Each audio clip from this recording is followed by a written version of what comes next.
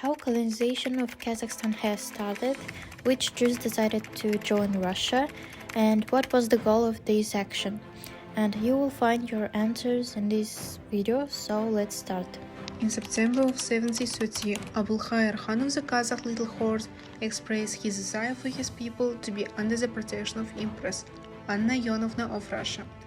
In October 1731, a formal oath of allegiance was administered, and subsequent Khans, including Abulkhair's descendants, reiterated their commitment to Russia in the following decades. The Kazakh pledged to safeguard Russian borders, serve in quiet, pay tribute, and protect Russian trade caravans in Central Asia.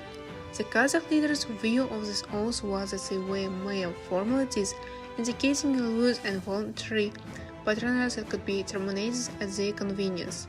It is important to note that the Kazakh leaders were confident in their own power and autonomy, and saw the agreements as mutually beneficial. In exchange, they requested Russian assistance against internal and external threats, as well as privileges for trade and grazing along the Russian frontier.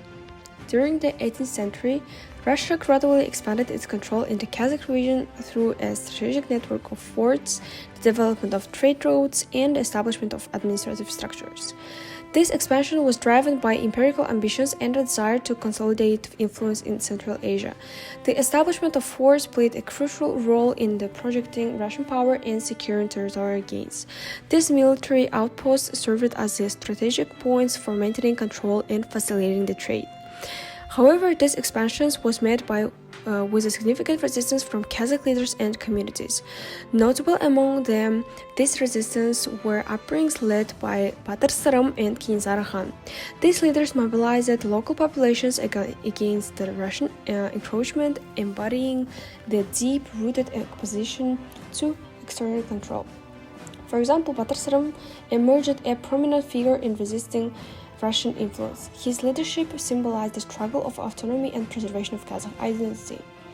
Similarly, Kenizar Khan led a series of uprisings against Russian dominance, seeking to maintain Kazakh independence. In summary, the 18th century Russian expansion in the Kazakh region involved the establishment of forts and the trade routes, met with significant resistance from local leaders like PalArch and Kenizar Khan. These dynamic interactions between expansions and resistance shaped the historical landscape of the region during this period. In the 18th century, Russian colonization of Kazakhstan brought about a significant social and economic changes. Beginning in the 1730s, Russian settlers and military outposts expanded and imposed a centralized system on the nomadic Kazakh tribes. This altered the social fabric of the region and disrupted traditional herding practices. Economically, integration brought new crops and farming techniques, making Kazakhstan a vital trade hub between Russia and Central Asia. Tension rose in the late 18th century, leading to the establishment of the Orenburg Governorate in the 1755 and the suppression of the Kazakh Khanate in the 1770s, solidifying Russian dominance. While colonization spurred economic development, it also caused social upheaval, leading to resistance such as the Kazakh-Zhangalieyev Wars. In some 18th century Russian colonization shaped Kazakhstan's identity, leaving a complex legacy of transformed traditions, economic shifts, and struggles for autonomy.